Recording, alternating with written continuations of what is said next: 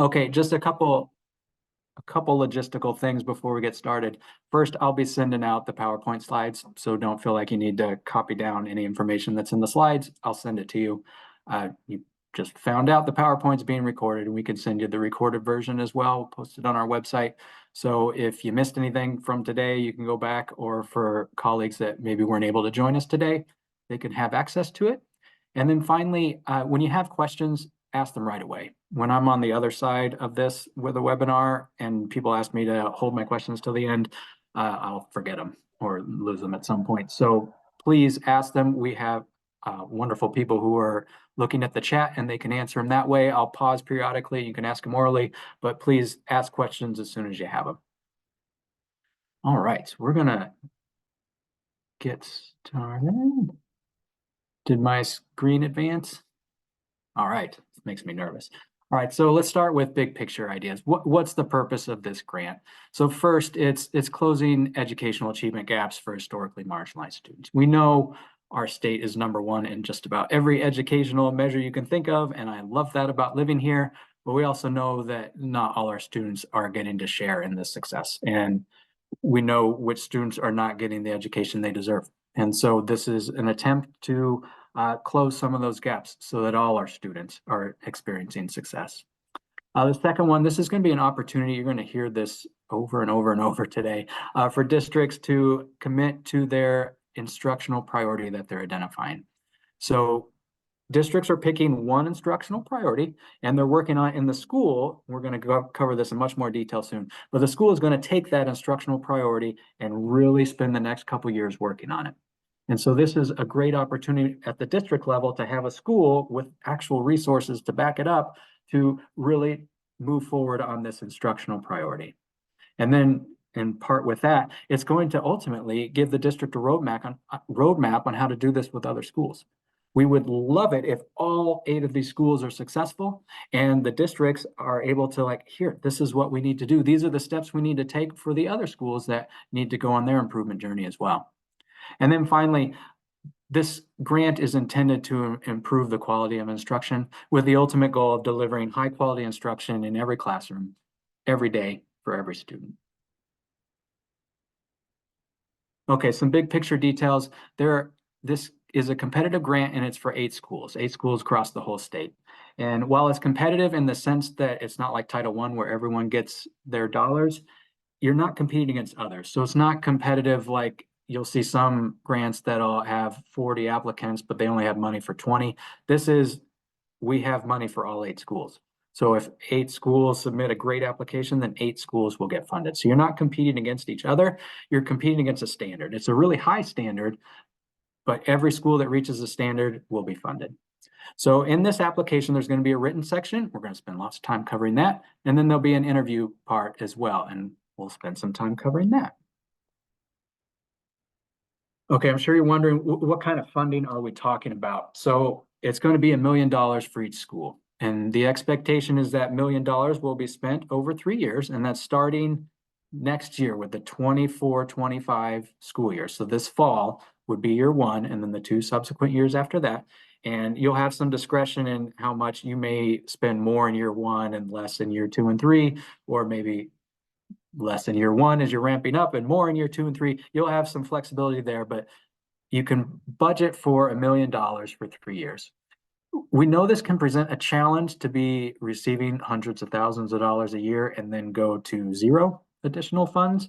So if it makes sense, there is the opportunity for what we call a soft landing, which would mean extending the grant into a 4th year. It doesn't mean you get more money, but it means that you can spread it out over a 4th year, and that could help you with the transition to moving away from having these grant funds. And then finally, there's an annual renewal process. So at the end of each year, you will apply. And again, you're not competing against any other people. We have the money allocated for you. It's just a matter of if the application meets the standard, great, then you'll be funded. Eligibility, you probably heard that 8 schools across the state are being funded. So you might be wondering, all right, so what did we do that we get to qualify for that? The first bullet is most of you. It's 7 of the 8 schools with an overall performance in the first through 3 percentiles. So scoring, first, second, or third percentile on the state accountability system for the past 5 consecutive years that are not already identified as underperforming.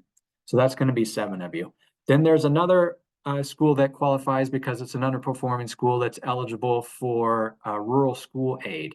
And you'll see why in a minute, but it's an attempt to make sure that the schools that need the additional resources are eligible to receive them.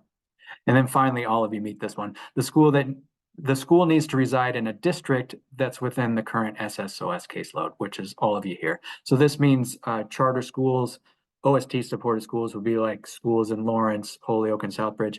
They have separate grants that are available to just those schools in those districts. So that's why they're not included in this one. Okay, here's the schools. So as you can see, these schools, it's 8 schools and it's spread over 5 districts and it's across the state. We have a couple out west with Pittsfield and Springfield, some in the middle, and then some out on the coast. We have most of them are in larger urban areas. That was one of the reasons we wanted to make sure that schools that need it in the rural areas were eligible as well. We put it up here. If you happen to know colleagues in a different school, it'd be a great idea to reach out to them and you can work on this together. All right, rationale. There are some schools that I noticed that are on this call already that actually participated in a previous iteration of this. So before it was IAG, it was SRG, School Redesign Grant. And these previous iterations were whole school reform. This was doing lots of different things all at the same time to make some dramatic school improvement. What we're asking for now is schools to narrow that focus into one instructional priority. The districts already identified that instructional priority. And I had something happen to me a few weeks ago that I thought really captures the idea of why we're making this shift. And it's a silly story, but bear with me. I recently decided I needed to learn to swim. I am not a swimmer, never been one. I took lessons when I was 4, and my mom informed me that I was scared to get my hair wet, so I didn't actually get in the water, so I don't know how helpful those lessons were. For me, swimming has just been goofing around in a pool or the ocean with my friends. I wanted to learn the right way, so I decided to get a swim lesson. And this was a few weeks ago. And the instructor, when I got there, she said, we're going to work on these 5 things today. And she proceeded to spend the next 10 minutes going over, these are the 5 things we're going to work on. She demonstrated them. She had me practice, standing on the outside of the pool. And then she's like, great, hop in the pool and why don't you swim a few laps and incorporate what we've learned? Like, okay. So I jumped in the pool and within 2 seconds, it was very obvious that this was not working. I was trying to, first I was like focused on what I was supposed to do with my arms and I realized I wasn't doing what I was supposed to do with my legs. Then I thought about my legs and I wasn't breathing right and then wasn't keeping my head up. It was a disaster.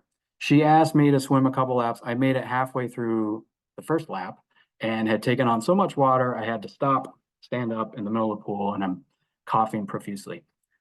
I imagine the instructor, she was rolling her eyes, thinking, I can't believe I have to teach someone that's so bad at swimming. I don't know if she was rolling her eyes because I was busy coughing up a bunch of pool water.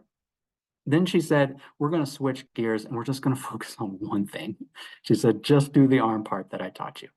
So then I started swimming a few laps and then she would give me feedback. She said, these are the things you're doing well. Try these things to get better. And then I do a few more laps and she'd give me feedback. And we ended up doing this. We ended up spending the rest of the lesson doing that. And she would continually give me things that I could do better. And by the end, I was actually able to do at least that part well. And so I think I wasn't experiencing success doing all 5 things at once, clearly, but it actually was working for me when she just gave me one thing to focus on. And that's what we're doing here. We could ask you to do, why don't you do all 5 things at once? Why don't you expand the school day? Why don't you do wraparound services? Why don't you work on SEL? Why don't you make sure your teachers are implementing with Fidelity, the new curriculum? We could ask you to do all those things and then say, and do it all this year. But I don't think that's setting you up for success, like asking you to pick one instructional priority and really focus on that. So that's what we're asking of you at the school level. And this is consistent with what we're asking at the district level too. So SSOS colleagues that are working at the district level are asking the district of all the things to work on, pick one instructional priority. And that's what you're going to work on this year. So they're asking it at the district level too. And we're doing it at the state level too. If you look at the same SSOS colleagues, over the past few years, they've really parsed down the number of districts that they work with so that they can now provide deeper level of supports. And they're able to do this because they're not spread so thinly anymore. So we're having these across the board. So at the state level, we're narrowing our focus. And then we're asking at the district level for you to narrow your focus. And that's what we're asking here at the grant, with this grant. Narrow your focus to one instructional priority and work on that. I spent a couple minutes telling you the rationale because that's how my brain operates if someone's asking me to do something. And I appreciate knowing what's the why. Why are we doing it? So that's why we spent some time there. This goes with what I was just saying. How does it align with other DESE efforts? So this is aligning with what our SSOS team is asking districts to do. We're asking them identify the instructional priority you're going to work on. That's what we're doing with this grant too, but at the school level. And then this seems like a good time to plug for my SSOS colleagues. A week from tomorrow, next Thursday, there's going to be a webinar for the instructional priority submission. An invitation is going to be forthcoming. But this would be a great idea because we'll spend more time talking about this later. But sorry, I think I'm getting but we want district leaders. You're working on an application for the district priority submission, and it looks just like the application that you're going to submit for this. You'll see in a minute. So it would be really helpful if you attend that webinar. You could be a real big support for your schools with doing their application. It aligns with DESE's strategic objectives, the 3 objectives that you'll see in EdVision. It aligns with racial equity efforts. You're going to see lots of alignment with lots of district priorities within this grant. All right, timeline. The RFP was posted today. I sent it a week or 2 before February vacation and asked, can you please make sure it's posted in time for this March 6th webinar? And with about 2 hours to spare, it was. There's the link I will be sending. I'll send you this link too when I send you the PowerPoint slides. But there it is. You can see it on the website. So it was posted today. Applications will be due April 26th. You might be thinking, especially the schools that did SRG a few years back, they're like, wait a minute, that's like a little less than 2 months, and you gave us 3 months last time. Why the truncated timeline? The biggest reason is a lot of the work has actually already been done. So under SRG, we asked you to do this real thorough data analysis that you had to dig so deep to figure out what you were going to do with the grant. But now we're asking you to pick the district's instructional priority. The district has already done the heavy lifting of what is our instructional focus for the year. So they've done the lift. So that's why you have a little bit less time than before. April 29th through May 10th, that's when our office will be reviewing the 8 applications. And then just like with SRG, there'll be an interview component. We'll talk about that more in a minute. We leave some time the end of May, early June for follow-up as needed. So like I said, we would love it if every district gets funded. And if there's a district or 2 that's on the fence, we'd like to have some time where we can go back and forth with you to get to a place where we feel that this is going to be a good thing moving forward. And so that means about mid-June, we can send out award letters. And that means by July 1, as soon as that grant opens, you will have funds available to start spending. All right, there's a lot. So I'm going to pause here. Were there any questions in the chat we need to elevate, or give space if anyone wants to come off mute and ask anything? Michael, I had a question. Sorry, I don't know how to raise my hand. I forgot. Please. So, you know, we will be attending the Instructional Priority Institute in person to refine our instructional priority, as you know.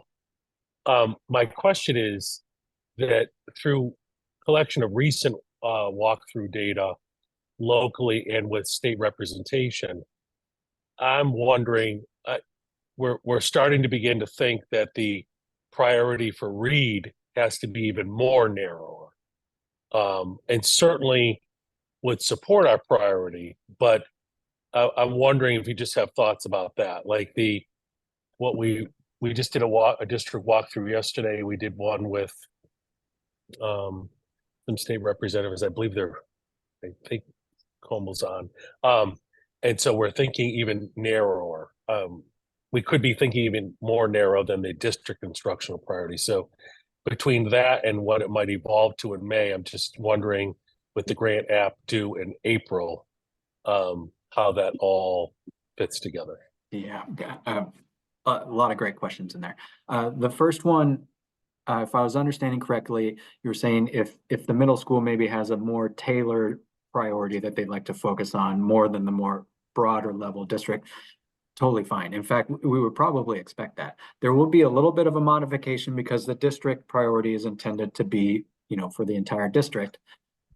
But you'll have the school that might have some specific needs. So it needs to be under the umbrella of the district's instructional priority, but it can be, think of it as like a subset of it.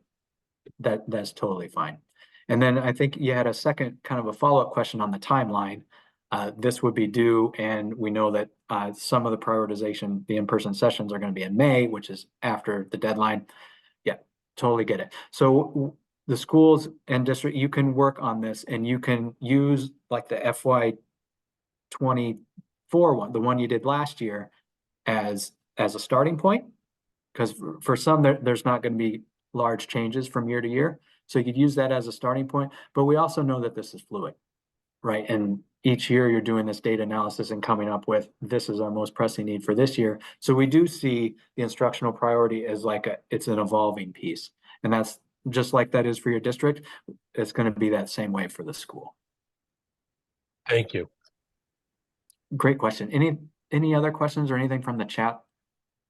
I'm sharing my screen, so I actually can't see any of it right now. Yeah, no, Michael, I handled one in the chat. It was just about, is this funding in addition to TAG funds at the district level? And I answered that it is indeed.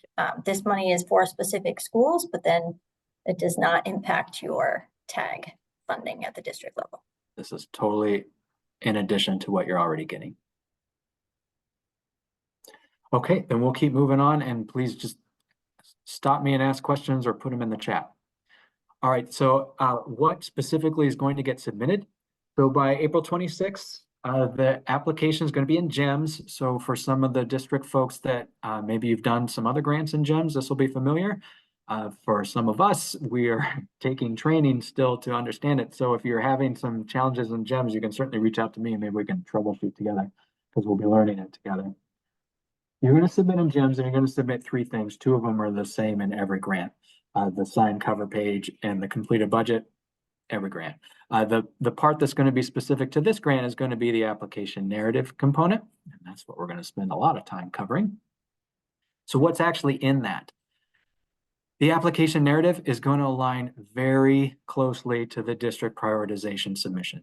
Like in terms of both what it looks like, the categories that it goes, the same order, the same colors, it's going to align very closely. If it was a Venn diagram, those circles would be almost completely overlapping. It's not 100% overlap because ultimately that is for a district and this is for a school. So some of the verbiage needs to change, but it does align quite closely. And this is why I think district leaders are going to be a tremendous support for their schools, especially if they were around last year and did this. They're going to find that this application looks so similar that they will be a huge support for a school leader trying to fill this out. So the same categories are present. So you'll see like category 1, overview, category 2, analysis of strengths and challenges, stakeholder engagement, on and on, that you've seen in the district instructional priority is going to be the same thing for this application. So this is by design, right? So a lot of work went into developing this instructional prioritization at the district level. So there's no need for us to recreate the wheel for this grant. So that's why you're going to see so much overlap, because that was good work. And now this is building on that good work. Okay, an obvious question that I think you might ask was, is there going to be some guidance on how to fill this out? Well, yes. And one of the perks to aligning so closely with our SSOS colleagues on what the application looks like is they have done a ton of guidance. And again, I know that what their guidance is for the districts submitting this, and what we're asking for is the school. But I'm confident that when you read through this, you will be able to figure out, right, this 5% doesn't apply, but this 95% does. So this guidance actually will be really helpful for you. So Sharmi Curry, who runs the SSOS team, sent out a communication last week on March 1st, and a lot of good information in there. If you haven't read it yet, that will be really, really helpful resource when trying to complete this. So you see that giant orange arrow is pointing to the communication that she sent. It's already on the website. And then you'll see above, right under the title, is the page where you would find it. Again, I'm sending out the PowerPoint slide, so you can just click on the link. But if you didn't want to wait until then, this is how you can access it. And there will be plenty of guidance on how to complete this. Okay, I wanted to pull a couple screenshots from the actual narrative, one so that you can see, actually, this does look just like it. But also just to give you a sense for the folks at the school level who maybe weren't involved in as much with filling out the district instructional priority, this can at least give you an idea of what you're looking at. So I picked this screenshot because it was the only one I could get that fits 2 different categories and is not so small that you can actually read it. So here's what you can expect. So like section 2, stakeholder engagement, you're going to see some subset questions here. Those are in the white boxes. And you're just going to type your answer in those white boxes. And don't have the idea that more is better. Like, say as much as you need to answer the question, but don't feel like if I write a page for each one, they're going to love that even more. No, there's a lot for us to read. So don't feel like you need to write more than necessary. And then sometimes, like on the third one, the outcomes and vision for the future, sometimes there's not a subset of questions. You're just going to write it in the blue box there. But the point is a Word document. You're just going to type in the Word document, answering each of the questions. So this is just a glimpse of what it'll look like. And then here's what the budget's going to look like for your district folks who maybe have submitted a tag application. You might look at this and say, man, this looks familiar. Oh yeah, it's exactly the same budget that you asked me to do in tag. Again, we're striving for consistency here, and we think familiarity when you're looking at an application makes your life easier. It makes our life easier. That's what we're striving for here. So here's where you're going to outline what are the things we're doing. Big picture, like what are we doing? So an example, let's say for your school, one of the uses for the grant is going to be to hire a literacy coach. So under the activity, you will say hire 1 literacy coach. That's all you need to put in the activity box. The connection will be the district's instructional priority is, this is a bad example, but improve literacy instruction. And so that's what the literacy coach is going to do. That's what you'd write in the second one. And then the description would be, our literacy coach will observe every teacher each on a 2-week cycle and work on these 3 indicators that we're really focused on supporting our teachers with.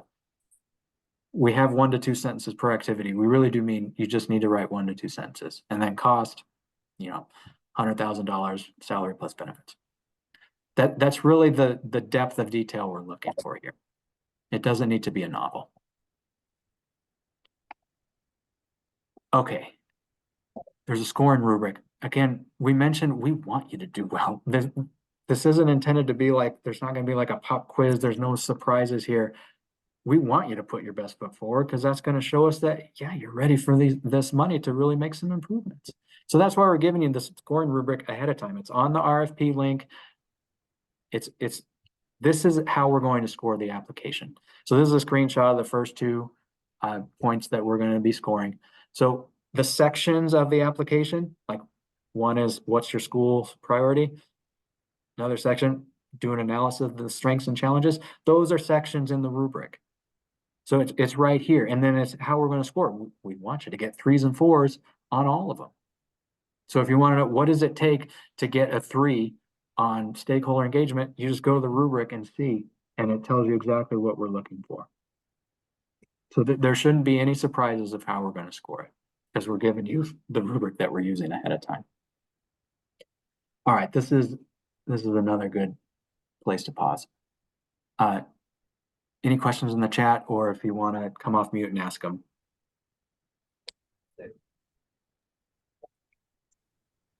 I do not have additional questions in the chat at this time. We had one quick one about how will we districts be asked and schools be asked to progress monitor? And I said there'll be a renewal process. But other than that, I Yep. think we're good to keep going. All right, well, let's keep going. Okay, once the written part's complete, there's going to be an interview component, and we have 3 schools of the 8 that have actually participated in years ago did a version of this. The interview part, they know that there's an interview component, and that's going to be the same for this one too. So ahead of the interview, there's a couple things that is going to be done ahead of time, and that's going to drive the discussion for the interview. First, there are going to be some classroom observations. You're going to observe at least 10 classrooms, and we'll provide a walkthrough tool. If you have one that is robust, you can use that one too. Hopefully, this is something that schools are doing anyway. This isn't like an extra ask, but the goal is to make sure high quality instruction every classroom, every day for every student. So that involves looking at where's the current level. This is intended to be like a baseline. Like this is where we are today. This is the level of instruction that we have in our school. So we would love to see a representative sample. So we have some K-8 schools on the list. We'd love it if you can get some elementary grades and some middle school grades. If you have, classrooms where you have where all of your students are, say learning English, we would want to see instruction from one of those teachers. Strive for having a representative sample of what your quality of education is or teaching is. So you wouldn't pick like all your veteran teachers if you have half your staff are new teachers. So try and strive for a representative sample, because this is going to be like the baseline, and then we're going to measure how much growth happens from there. You'll also do a representative of student work sample. And this is an important component because we've noticed there's been some examples just from working with schools and districts where they might score really high in terms of like teachers are hitting these benchmarks for what they need to do in instruction, but then it's not translating into what the student's work is producing. So this would be a good time to say like, where's the disconnect there and how can we fix that? So we'll want to see a student work sample, and it may be consistent. You may find like, well, our teachers are really strong in this area, and look, the student work is really strong in this area. And this is where our teachers need more support. And then you look and like, yeah, this is where our students need more support too. You'll do the classroom visits, you'll do the student work, and then you'll come prepared to discuss what trends and patterns did you see? That's going to be the basis of our conversation when we do the interview. All this is in the application. It's much more detailed than what you're getting on a PowerPoint slide, but that's the gist of what we're asking. Classroom observations, student work, and then come and talk to us about what patterns and trends did you see? Okay, the actual interview is going to need to have school and district leader. And this is obvious, right? The school leader has to be there because they're the ones doing really heavy lifting. The district leaders need to be there too because, well, lots of reasons. One, we expect that each of these schools is going to experience a ton of success. The district has to know what were they doing so well so that I can take this and use it for my other schools. So you have to have both district and school leaders present there. I'm going to reach out at a later time to schedule. Just know it's going to be mid to late May is when we'll be doing the interviews. And again, there's so much interview information written in the application too. I'm just giving you the highlights. The actual questions, again, like we're not trying to surprise you. This isn't a pop quiz. We're giving you the questions ahead of time. We're giving you the rubric that we're using to score ahead of time. So all these interview questions are in the application. They're here as well. I already mentioned, we're going to discuss the trends and patterns of classroom observation, trends and patterns of student work, and are those things telling the same story? And if they are, great, that's what our conversation will be about. If they're not telling the same story, okay, that'll also drive what our conversation is going to be about. We want to talk about the successes. So in my 20s, I spent as a middle school social studies teacher, and I taught in a school that mirrors the accountability data that we see now. I was in a school that was first percentile every year that I taught there. And I know in my 22 years of being in education, some of the most brilliant, hardworking educators I've ever met was at that school. And I know that's the case in your schools too. I know there's some successes. I know there's some strengths. What are they? And how can we leverage those strengths and moving forward? And then, if a school is in the first or second or third percentile, there's going to be gaps in student performance too. What are they? And what are the barriers to the kids getting the education that they deserve? And how can the grant work to start knocking down some of those barriers? That's what that's the interview questions. That's the conversation that we're going to have. And ultimately, you're going to have this plan. This is what we're going to do. This is our approach we're going to take. And so we want to hear from you. Why'd you pick that? And why do you think this approach is the right one? Particularly if you've had this grant in the past, why is this approach, this one is going to be better? That's what we want to hear from you in the interview. Okay, last slide. We made a list of some strategies for success that we think will help all of you. Because like I said, our dream scenario is all 8 of you write an amazing application, you all get funded, and you all make some great improvements. That would be wonderful. And then if we're just going to say perfect scenario, then the districts will then use your success as a roadmap for other schools in their district. That's what we would love to see. So that's why we're giving you the questions ahead of time. That's why we're giving you the rubric. So we want to give you some strategies for success as you're doing this application. First, school and district leaders, you got to partner in this work. This to me is a no-brainer, especially if the district folks have done this instructional priority last year. You have experience that will be incredibly useful for a school leader writing the application this year. So partner together. The district's got to share the work with the school because you've done it. And then also the district wants to be a leader in this too, because ideally you will take lessons learned from here and apply the success story at these 8 schools that we're talking about now with your other schools. Okay, another one, third bullet, work with your SSOS team members. They know how to support districts in writing the instructional priority. And we already talked about how the district folks can then support the school. Well, the SSOS team members can support the district leaders really well because they've been doing this for a while. So take advantage of that great resource. The fourth one, this was years ago. A school did this and they told us about it. I think it's a great idea. I know this is easy to say, but if you can write your application just a few days early and then give it to some colleagues who maybe weren't involved in the application, hand them the application, hand them the rubric, and say, can you score this for us? Because that's what we're going to do. So hand it to them and ask them, how would you score our application? And they may say, look, you did great. Here are 3 areas I would have given you a 2, and here's why. And then you can beef up those sections before you submit it. You have the rubric ahead of time. This would be a good way to take advantage of it. And then you can do the same thing with the interview questions. We're giving you the questions. We're giving you the rubric on how we're going to score it. So if you wanted to have, some colleagues come in and ask you these questions so you can practice your response, I think that's a great idea. So these are some things you can try. And then finally, the SSOS website, that's the go-to spot for guidance. There's so much guidance already on there. There was a slide earlier where I gave you the website. It's here again as well. Click on that because again, I know it's a district guidance and I'm asking for a school application, but I promise you there's so much overlap. The guidance is going to be so helpful for you. All right. That was 35 minutes of me talking way more than I've talked in 35 minutes in a long time. So we'll have some time. We have plenty of time for questions. Here's the contact info for me and for Erica. Erica's original. She's been here for every single iteration of this grant since 2011. I don't think you could ask a question that she hasn't heard yet. So between the 2 of us, we'll be able to answer anything that you're going to ask us. Email is preferred for both of us. We're much faster at that than playing phone tag with you, trying to call you. I'm going to stop talking.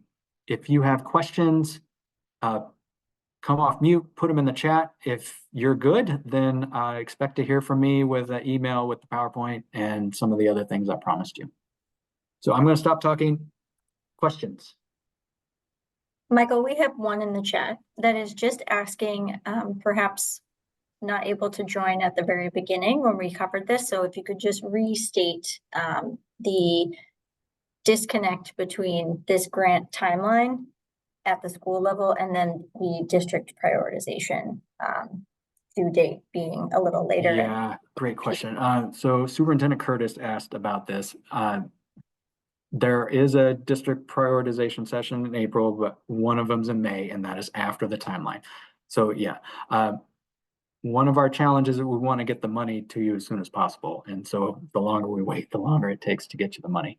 So that's part of it. But what we do see the instructional priority, it's evolving. And so each year when the district is identifying what is their instructional priority they're going to work on, it's taking new data and coming up with a, what is the best priority? And maybe it's the same, maybe it's different. But for the most part, they're going to stay similar. So you can still use last year's instructional priority to do the application for this year. But then we know it's going to be evolving over time. We expect it to. I mean, ideally, you are making improvements in this area, so now you can move on to this area. So what I would recommend is you can start with last year's, the one that you're using for this current year, use that one first to write the application. And then hopefully the district and school is talking with you and they can tell you, yeah, we're actually it's gonna look pretty similar this year, so you're fine to use it. Or if it's gonna change, then the renewal, when you do that next year, can be modified to look like that. So just that we're not expecting this to be like something static. It is intended to, it is a moving target because you're making improvements and you don't need to work on this anymore. You need to work on this. So we get that. I don't know if that answered the question. If you need more than that, please. Yeah, and I will just reiterate one point that I think has been made by your SSOS colleagues is that, there's an intentional focus for districts to differentiate support to schools, especially those that are needing additional support because they're identified in our accountability system or they're some other high priority at the district level. And so this is sort of an approach of us being able to help support the districts in providing differentiated support through this grant to very specific targeted schools. And so we just want to make sure that this isn't, this isn't coming up with something new. It really should be grounded in what you've been working on with these schools. And again, we know that it will evolve over time, and that's fine. And this is not something that you're going to be beholden to for the next 3 years. This is going to be an iterative process over the next 3 years for you to be able to differentiate support to these specific schools. And we'll keep the conversations going with your SSOS teams and with Michael and I as we move along.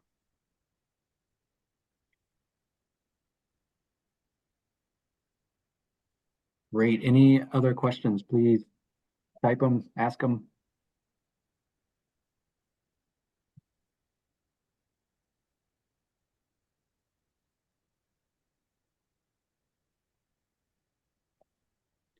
All right, I'll hang on for another couple minutes, but thank you all. I know this is a busy time for everyone, so we appreciate you taking, the 40 minutes to spend with us to talk about this, and you'll be hearing a lot from me.